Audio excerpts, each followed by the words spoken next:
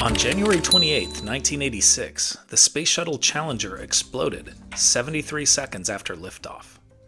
The disaster occurred exactly 19 years and 1 day after the tragic Apollo 1 fire that killed 3 American astronauts during a launch pad test at Cape Canaveral in Florida.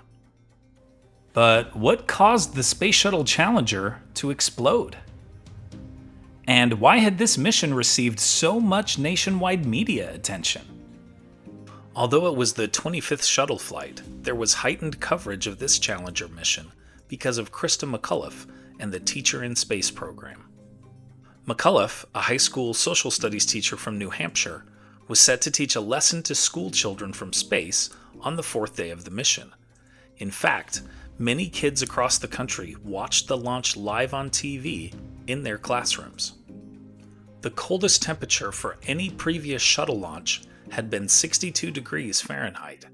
The temperature on the morning of January 28th was below freezing, just 26 degrees.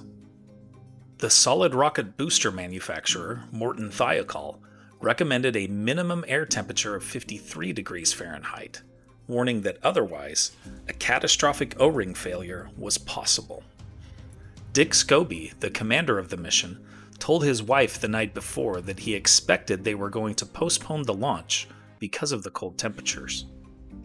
The following morning, when Scobie told his wife that the mission was still on, she was both surprised and concerned.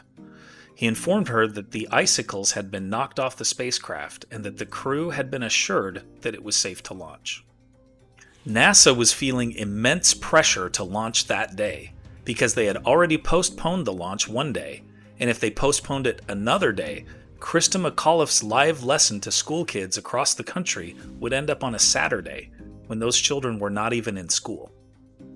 Morton Thiokol's warning about launching below 53 degrees proved to be tragically prophetic, as catastrophic O-ring failure caused a massive explosion.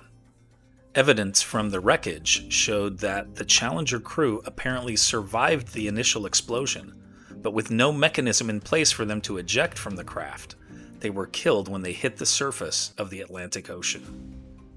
U.S. President Ronald Reagan consoled the nation on television from the Oval Office that night. He praised the Challenger crew and the nation's space program. He addressed the school children who may have been watching the launch live on TV.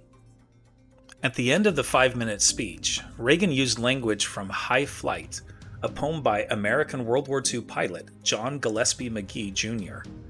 Since the U.S. was not yet in the war in 1940, the 18-year-old Magee joined the Royal Canadian Air Force. He included the poem, which expressed the joy he found in flying, in a letter he wrote to his parents from England. Magee died just a few months after sending the letter in December 1941.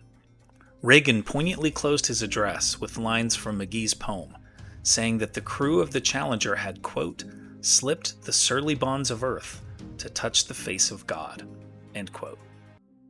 More recently, in 2022, a History Channel documentary crew discovered a large piece of the Challenger while searching the floor of the Atlantic Ocean off the coast of Florida for World War II-era wreckage.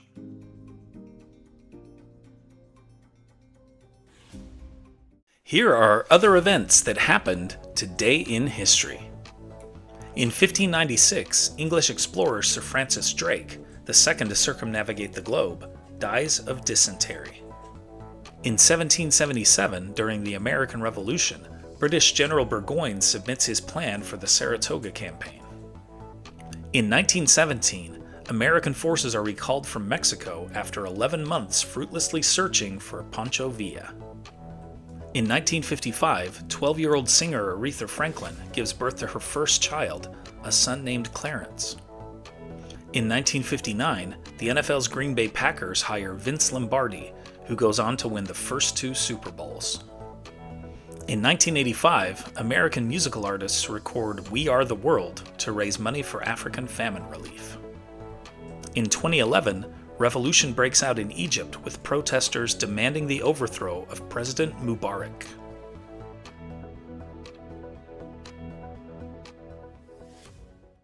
And now, it's time for our Today in History quiz.